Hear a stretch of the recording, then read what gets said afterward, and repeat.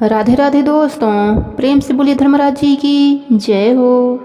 एक समय की बात है, एक बहुत ही ज्ञानी पंडित था। वह अपने बचपन के घनिष्ठ मित्र से मिलने के लिए किसी दूसरे गांव जा रहा था, जो कि बचपन से ही गूंगा एवं एक पैर से अपाहिज था।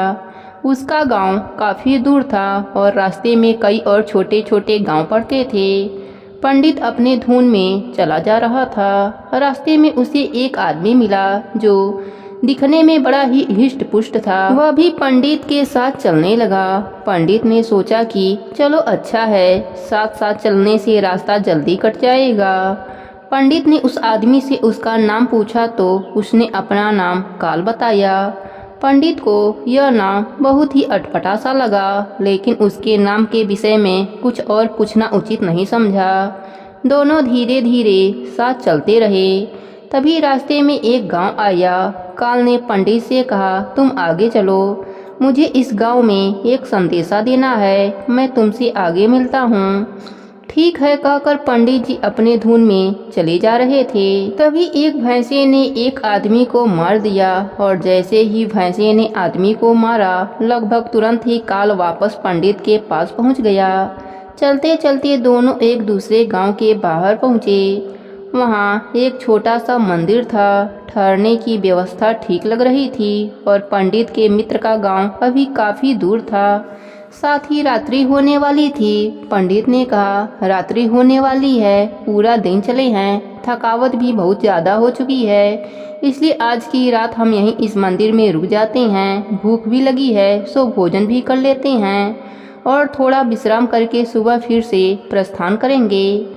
काल ने जवाब दिया, ठीक है, लेकिन मुझे इस गांव में किसी को कुछ सामान देना है, सो मैं देकर आता हूँ। तब तक तुम भोजन कर लो, मैं बाद में कर लूँगा। इतना कहकर वह चला गया। लेकिन उसके जाते ही कुछ देर के बाद उस गांव से धुआं उठना शुरू हो गया और धीरे धीरे पूरे गांव में आग लग गई। पंडित को आश्चर्य हुआ।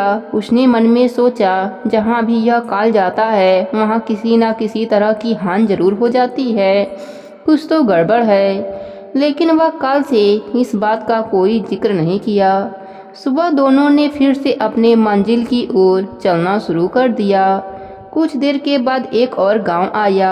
काल ने फिर से पंडित जी से कहा, तुम चलो, मैं आगे तुमसे मिलूंगा, मुझे इस गांव में भी काम है। इतना कहकर काल जाने लगा। लेकिन इस बार पंडित आगे नहीं बढ़ा, बल्कि खड़े होकर काल को देखता रहा। वह कहाँ जाता है, क्या करता है। तभी लोगों की आवाज़ें सुनाई देने लगी कि एक आदमी को सांप ने काट लिया है और उस व्यक्ति की मृत्यु हो गई है। ठीक उसी समय काल भी पंडित के पास आ गया। लेकिन इस बार पंडित ने पूछा कि तुम जिस गांव में जाते हो वहां कोई ना कोई नुकसान हो जाता है, क्या तुम मुझे बता सकते हो कि आखिर ऐसा क्यों होता है। काल ने जवाब दिया, पंडित, तुम मुझे बड़ी ज्ञानी मालूम पड़ते हो, इसलिए मैं तुम्हारे साथ चलने लगा, क्योंकि ज्ञानियों का संग हमेशा अच्छा होता है। लेकिन क्या सचमुच तुम अभी तक नहीं समझ पाए कि मैं कौन हूँ। पंडित ने कहा, मैं समझ चुका हूँ, लेकिन कुछ शंका है, यदि आप ही अपना परिचय दे दे तो अच्छा होगा। काल ने जवाब दिया कि मैं धर्मदूत हूँ और धर्मराज जी की आज्ञा से उन लोगों के प्राण हरण करता हूँ जिनकी आयु पूरी हो गई है। पंडित इस बात को सुनकर थोड़ा घबराया, फिर हिम्मत करके पूछा कि अगर ऐसी बात है और आप सचमुच का धर्मदूत हैं तो अब अगली मृत्यु किसकी होगी। तब धर्मदूत ने जवाब दिया कि अगली मृत्यु तुम्हारे उसी मित्र की है जिससे तुम मिलने जा रहे हो, और उसकी मृत्यु के कारण भी तुम ही होगे। यह बात सुनकर पंडित ठिठक गया और बड़े सोच में पड़ गया। अगर मेरी वजह से मेरा मित्र मरेगा तो मैं उससे मिलने ही नहीं जाऊंगा, कम से कम मेरी वजह से तो मेरे मित्र की मृत्यु नहीं होगी। तभी काल ने कहा कि तुम जो सोच रहे हो वह सब मुझे पता है, लेकिन तुम्हारी न जाने से नीयत नहीं बदलेगी। तुम्हारे मित्र की मृत्यु निश्चित है और वह अगले कुछ ही क्षणों में घटित होने वाली है।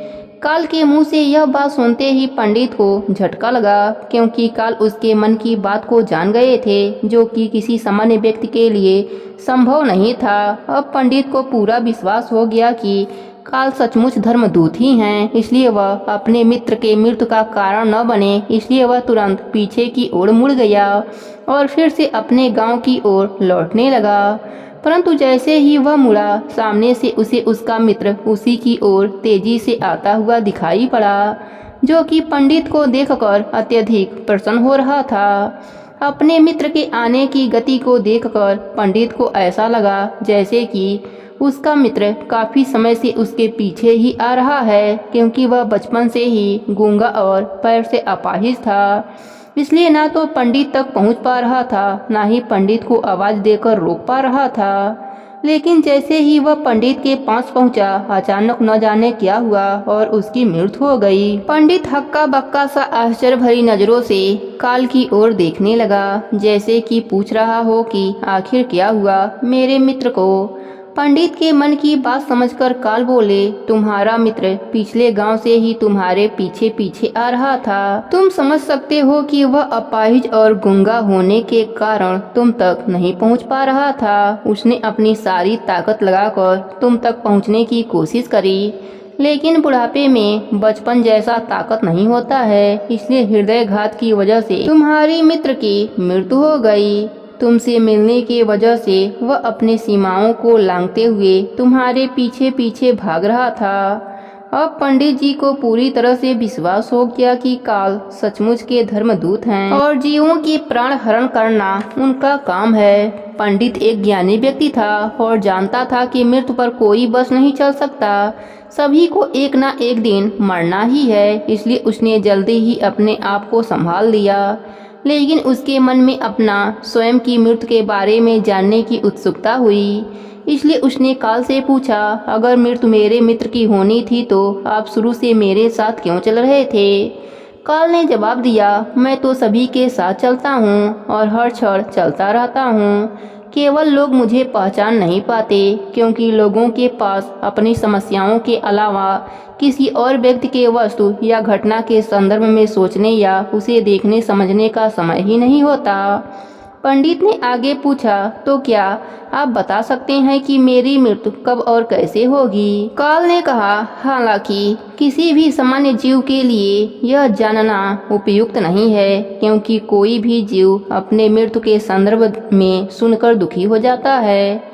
लेकिन तुम ज्ञानी व्यक्ति हो और अपने मित्र की मृत्यु को जितनी आसानी से तुमने सहन कर लिया है, उसे देखकर मुझे लगता है कि तुम अपनी मृत्यु के बारे में जानकर भी व्यथित नहीं होगे। सो तुम्हारी मृत्यु आज से 6 महीने बाद आज के ही दिन, लेकिन दूसरे राजा के राज्य में फांसी लगने से होगी। और आश्चर्य की बात है कि तुम स्वयं खुशी से फांसी को स्वीकार कर लोगे। इतना कहकर काल वहां से अंतर ध्यान हो गए। पंडित ने अपने मित्र की यथाशक्ति जो भी कर्मकांड संभव था किया और फिर से अपने गांव लौट आया। लेकिन व्यक्ति चाहे कितना भी ज्ञानी क्यों ना हो, अपने मृत्यु का समय जानने के बाद कुछ तो चिंतित होता ही है और उस मृत्यु से बचने के लिए कुछ ना कुछ उपाय करता ही है। सो पंडित ने भी ऐसा ही किया। क्योंकि पंडित विद्वान था, इसलिए उसकी ख्याति उसके राज्य के राजा तक थी।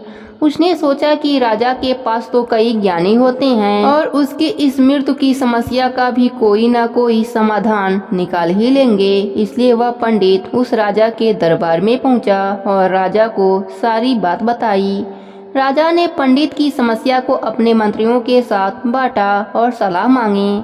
अंत में सभी के सलाह से तय हुआ कि पंडित की बात सही है तो जरूर उसकी मृत्यु 6 महीने बाद होगी। लेकिन मृत्यु तब होगी जब वह दूसरे राज्य में जाएगा। यदि वह किसी दूसरे राज्य में जाए ही न तो मृत्यु नहीं होगी। यह सलाह राजा को भी उपयोगी लगी। राजा ने पंडित को महल में रहने की सारी व्यवस्था करवा दी। अब राजा की आज्ञा के बिना कोई भी व्यक्ति उस पंडित से मिलने नहीं जा सकता था, लेकिन वह स्वयं पंडित कहीं भी आ जा सकता था, ताकि उसे ना लगे कि वह राजा के कैद में है। हालांकि वह स्वयं ही डर के मारे कहीं आता जाता नहीं था।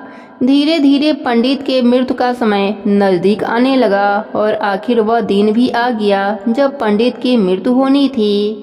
सो जिस दिन पंडित की मृत्यु होनी थी उससे पिछली रात पंडित डर के मारे जल्दी से ही सो गया ताकि जल्दी से रात व अगला दिन बीत जाए और उसकी मृत्यु टल जाए। लेकिन स्वयं पंडित को नींद में चलने की बीमारी थी और इस बीमारी के बारे में वह स्वयं भी नहीं जानता था, इसलिए राजा या किसी और से इस बीमारी का जिक्र करने अथवा किसी वैद्य से इस बीमारी का इलाज करवाने का प्रश्न ही नहीं उठता था। पंडित अपने मृत्यु को लेकर बहुत ही चिंतित था और नींद में चलने की बीमारी का दौरा अक्सर तभी पड़ता है जब ठीक से नींद नहीं आती है। उसी रात में पंडित को नींद में चलने का दौरा पड़ गया। वह उठा और राजा के महल से निकलकर अस्तबल में आ पहुंचा। वह पंडित राजा का खास मेहमान था, इसलिए किसी भी पहरेदार ने उसे रोका नहीं और ना ही किसी तरह की पूछताछ की गई। अस्तबल में पहुंचकर वह सबसे तेज दौड़ने वाले घोड़े की पीठ पर सवार होकर नींद की बेहोशी में ही राज्य की सीमा के बाहर किसी दूसरे राज्य की सीमा में चला गया। इतना ही नहीं, वह दूसरे राज्य के राजा के महल में पहुंच गया और संयोग हुआ कि उस महल में भी किसी पहरेदार ने उसे रोका नहीं, ना ही उससे कोई पूछताछ की गई, क्योंकि सभी लोग रात के अंतिम पहर के नींद में थे। वह पंडित सीधा राजा के शयन कक्ष में पहुंच गया। रानी के एक ओर उस राज्य के राजा सो रहा था, दूसरी ओर स्वयं पंडित जाकर लेट गया। सुबह हुई तो राजा ने पंडित को रानी के बगल में सोया हुआ देखा। राजा बहुत क्रोधित हुआ। पंडित को गिरफ्तार कर लिया गया। पंडित को तो समझ में नहीं आ रहा था कि वह दूसरे राज्य में, वह भी सीधे राजा के शयन कक्ष में कैसे पहुंच गया। लेकिन वहाँ उसकी सुनने वाला कौन था। राजा ने पंडित को दरबार में हाजिर करने का हुक्म दिया। कुछ समय के बाद राजा का दरबार लगा। राजा ने पंडित को देखा। देखते ही पंडित पर इतने क्रोधित हो गया कि पंडित को फांसी चढ़ा दिया जाने का फैसला सुना दिया। फांसी की सजा सुनकर पंडित काफी डर गया। फिर भी हिम्मत करके राजा से कहा, महाराज, मैं नहीं जानता कि मैं इस राज्य में कैसे पहुंचा। मैं यह भी नहीं जानता हूं कि मैं आपके शयन कक्ष में कैसे आया और आपके राज्य के किसी पहरेदार ने मुझे रोका क्यों नहीं। लेकिन मैं इतना जानता हूँ कि आज मेरी मृत्यु होनी थी और होने जा रही है। राजा को यह बात थोड़ी अटपटी लगी। उसने पूछा, तुम्हें कैसे पता कि आज तुम्हारी मृत्यु होने वाली है? तुम कहना क्या चाहते हो? राजा के सवाल के जवाब में पंडित पिछले 6 महीने की पूरी कहानी बताई और कहा कि महाराज, मेरा क्या है, किसी भी सामान्य व्यक्ति का इतना साहस कैसे हो सकता है कि वह राजा के उपस्थिति में राजा के ही कक्ष में रानी के बगल में सो जाए। यह तो सरासर आत्महत्या ही होगी और मैं दूसरे राज्य से इस राज्य में आत्महत्या करने को क्यों आऊँगा। राजा को पंडित की बात सही लगी, लेकिन राजा ने सोचा कि वह पंडित अपने मृत्यु से बचने के लिए ही काल और अपने मृत्यु की भविष्यवाणी का बहाना बना रहा है। इसलिए उसने पंडित से कहा, तुम्हारी बात सत्य है और आज तुम्हारी मृत्यु का दिन है तो मैं तुम्हारे मृत्यु का कारण नहीं बनूंगा। लेकिन यदि तुम झूठ कह रहे हो तो निश्चय ही तुम्हारी मृत्यु तय है। चूंकि पड़ोसी राज्य का राजा उस राजा का मित्र था, इसलिए कुछ सिपाहियों को दूसरे राज्य के राजा के पास पत्र भेजा और पंडित की बात का सत्यता का प्रमाण मांगा। शाम तक सिपाही लौटे और उन्होंने आकर बताया कि महाराज, पंडित जो कह रहा है वह सही बात है। दूसरे राज्य के राजा ने पंडित को अपने महल में ही रहने की संपूर्ण व्यवस्था कर रखी थी और पिछले 6 महीने से यह पंडित राजा का मेहमान था।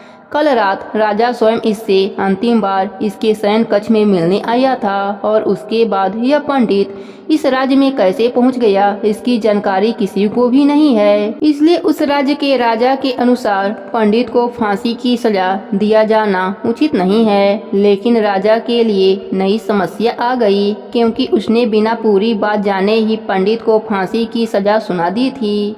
इसलिए अब पंडित को सजा न दिया जाए तो राजा के कथना अनुसार अपमान होगा। यदि राजा द्वारा दी गई सजा का मान रखा जाए तो पंडित की बिन वजह ही मृत्यु हो जाएगी। राजा ने अपने समस्या का जिक्र अपने अन्य मंत्रियों से किया और सभी मंत्रियों ने आपस में चर्चा करके यह सुझाव दिया कि महाराज, आप पंडित को कच्चे सूत के एक धागे से फांसी लगवा दीजिए। इससे आपके वचन का मान भी रह जाएगा और सूत के धागे से लगी फांसी से पंडित की मृत्यु नहीं होगी, जिससे उसके प्राण भी बच जाएंगे। राजा को यह विचार उपयुक्त लगा और उसने ऐसा ही आदेश सुना दिया। पंडित के लिए कच्चे धागे का फांसी का फंदा बनाया गया और नियम अनुसार पंडित को फांसी पर चढ़ाया जाने लगा। सभी खुश थे कि न तो पंडित मरेगा न राजा का वचन झूठा जाएगा।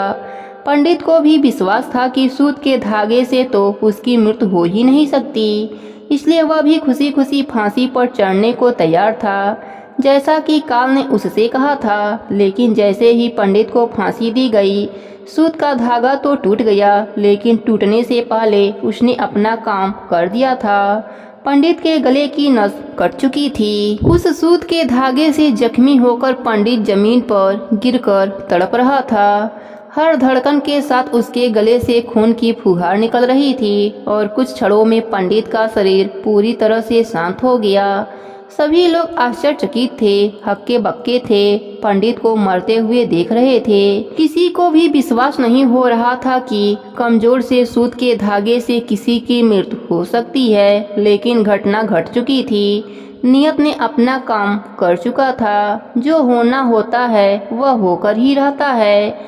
हम चाहे जितनी भी सावधानी बरत लें, जितना भी उपाय कर लें, लेकिन हर घटना और उस घटना का सारा ताना बाना पहले से ही निश्चित होता है। इसलिए भगवान ने हमें भविष्य जानने की क्षमता नहीं दिया है, ताकि हम अपने जीवन को ज्यादा बेहतर तरीके से जी सकें। और यही बात उस पंडित पर भी लागू होती है। यदि पंडित ने काल से अपनी मृत्यु के बारे में नहीं पूछा होता तो अगले 6 महीने तक राजा के महल में कैद होकर हर रोज डर डर कर जीने की बजाय ज्यादा बेहतर जिंदगी जीता।